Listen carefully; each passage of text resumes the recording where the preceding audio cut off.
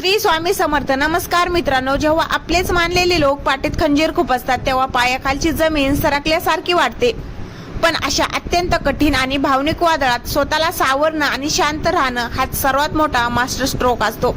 जेव्हा समोरच्याला वाटतं असतं की तुम्ही आता पूर्णपणे कोलमडून जाल, रडाल किंवा त्यांच्याशी जाहीर भांडण कराल, नेमकी तिथेच तुम्हाला तुमची रणनीती बदलायची असते. तुमचा राग, तुमचा आकांत किंवा तुमच्या डोळ्यातील पाणी हे समोरच्यासाठी विजयाचे लक्षण ठरते. म्हणूनच तुमची पहिली प्रतिक्रिया पूर्ण शांतता असायला हवी.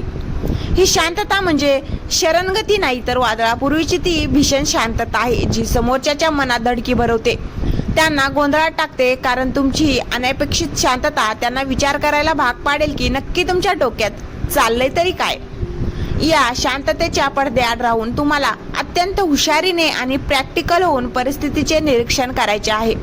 भावनांना बाजूला ठेवून डोळे आणि कान उघडे ठेवा. समोरच्याने हे का केले, यामागे त्याचा काय हेतू होता आणि यात आणखीन कोणाकोणाचा सहभाग आहे याचा छडा शांतपणे लावा. जर हा विश्वासघात आर्थिक किंवा व्यावसायिक स्वरूपाचा असेल तर चार्टर्स, ईमेल्स आणि कायदेशीर कागदपत्रे यासारखे सर्व पुरावे गुपचूप गोळा करून सुरक्षित करा. कारण व्यवहाराच्या लढाईत अश्रूंना नाही तर पुराव्यांना किंमत असते. यानंतर सर्वात महत्त्वाचा टप्पा येतो, तो म्हणजे माहितीचा दुष्काळ. विश्वासघात करणाऱ्या लोकांसाठी तुमच्या आयुष्याचे दरवाजे कायमचे बंद करा. तुमच्या आयुष्यात काय चाललेलं आहे, तुमची पुढची चाल काय असणार आहे याबद्दल त्यांना काडीचीही माहिती मिळता कामा नये. जर त्यांच्याशी रोज भेटणे किंवा बोलणे अपरिहार्य असेल तर वरवर अगदी सामान्य वागा. हो ला हो म्हणा, पण मनातून त्यांच्याशी असलेले सर्व संबंध आणि भावनिक धागे कायमचे तोडून टाका. आता तुमची संपूर्ण ऊर्जा स्वतःला मजबूत करण्यासाठी आणि एका नव्या उंचीवर नेण्यासाठी खर्च करा.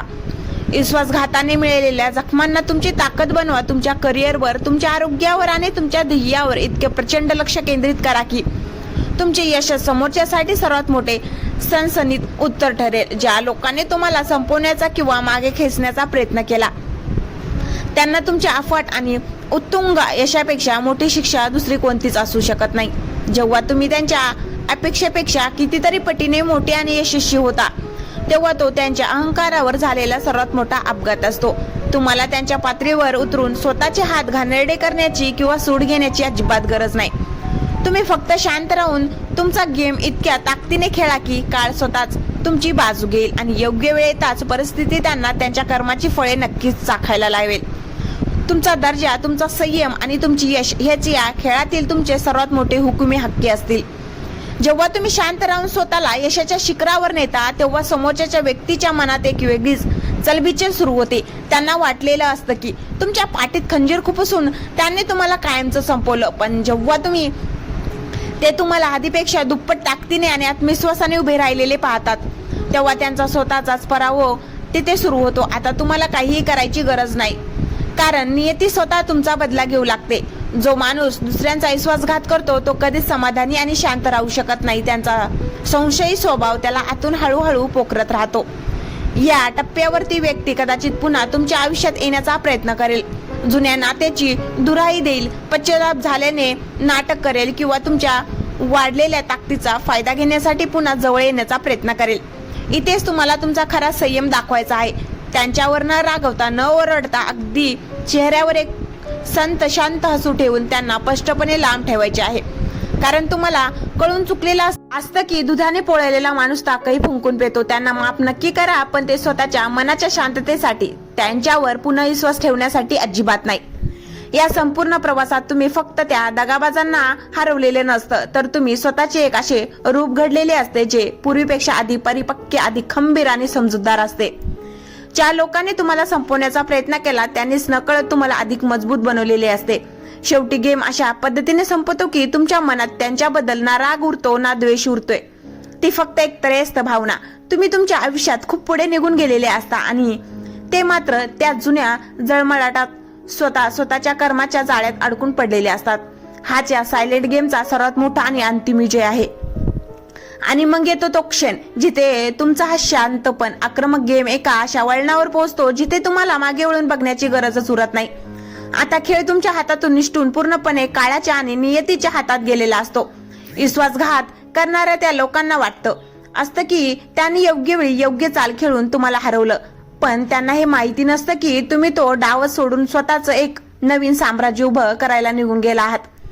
ज्या जखमा त्यांनी तुमच्या पाठीवर केल्या होत्या त्या आता तुमच्या अनुभवाची आणि ताकदीचे कवच बनलेले असतात. आता तुम्हाला कोणाला काही सिद्ध करून दाखवण्याची किंवा कोणाचा सूड घेण्याची किंचितही इच्छा उरत नाही. कारण तुमचा आत्मसन्मान आणि तुमची उंची एवढी वाढलेली असते की तिथून ती माणसं आणि त्यांच्या त्या कोत्या मनोवृत्तीच्या चाली अत्यंत खुज्या आणि शुद्र वाटू लागतात. या प्रवासाचा शेवटचा अंक हा तुमच्या मनाच्या संपूर्ण स्वातंत्र्याचा असतो. एक काळ असा होता जेव्हा त्या लोकांच्या वागण्याने तुमच्या रात्रीची झोप उडाली होती. पण आज परिस्थिती अशी असते की तुमचं वाढतं यश, तुमची शांतता आणि तुमची प्रगती बघून त्यांची झोप उडालेली असते. ते दररोज तुमच्यावर लक्ष ठेवून असतात. सोशल मीडियावर तुमची यश निहाळत असतात आणि आतल्या आत जळत असतात. हाच त्यांचा सर्वात मोठा जिवंत पराभव असतो की ते तुम्हाला उद्ध्वस्त करायला निघाले होते आणि तुम्ही त्यांच्याच डोळ्यात देखील आणखीन जास्त उजळून निघालात. तुमच्या चेहऱ्यावरचं ते एक शांत आणि समाधानी हसू त्यांच्या संपूर्ण अस्तित्वाला खिळखिळ करून टाकतं. शेवटी हा गेम जिंकण्याचा अर्थ हा नाही की तुम्ही त्यांना संपवलं. हा गेम जिंकण्याचा खरा अर्थ आहे की तुम्ही स्वतःला शोधला आणि पुन्हा नव्याने घडवलं. ज्यांनी पाठीत खंजीर खुपसला त्यांनी नकळतपणे तुमच्यातील एका अशा युद्धाला जन्म दिला जो आता कोणत्याही वादळाला तोंड द्यायला समर्थ आहे. तुम्ही या खेळातून इतके परिपक्व होऊन बाहेर पडता की भविष्यात पुन्हा कधीही कोणी तुमच्या विश्वासाला तडा जाऊ शकणार नाही. ती दगाबाज माणसं स्वतःच्याच कर्माच्या दलदलीत पश्चातापाच्या आगीत वरपळत एकाच जागेवर सडत राहतात आणि तुम्ही मात्र पंख पसरून एका नव्या उंच आणि स्वच्छ आकाशात भरारी घेण्यासाठी मुक्त झालेले असता. खेळ संपलेला असतो आणि पडदा पडताना जिंकणारा फक्त आणि फक्त तुमचा संयम असतो. आतापर्यंत तुम्ही ज्यांना तुमचे शत्रू समजत होता ते आता तुमचे शत्रू राहिलेच नाहीत. कारण त्यांची लायकी तुमच्या शत्रूच्या यादीत बसण्या इतकीही उरलेली नसते. ते तुमच्यासाठी फक्त एक भूतकाळ बनून राहिलेले असतात. तुमची मानसिक पातळी इतकी उंचावलेली असते की ज्या लोकांच्या दगाबाजीमुळे एकेकाळी तुमचं काळीज पेटून निघालं होतं आज त्याच लोकांकडे बघून तुम्हाला राग नाही तर फक्त आणि फक्त कीव येते. त्यांची ती छोटी विचारसरणी, त्यांच्या त्या लहान चाली आणि त्याच त्या कुजलेले मन पाहून तुम्हाला जाणीव होते की नियतीने तुम्हाला त्या दलदलीतून बाहेर काढून खरं तर तुमच्यावर खूप मोठा उपकार केला आहे. जर त्यांनी तो विश्वासघात केला नसता तर कदाचित तुम्ही आजही त्याच नालायक लोकांच्या घोळक्यात स्वतःला गुंतून ठेवला असतं आणि तुमची खरी ताकद तुम्हाला कधीच समजली नसती.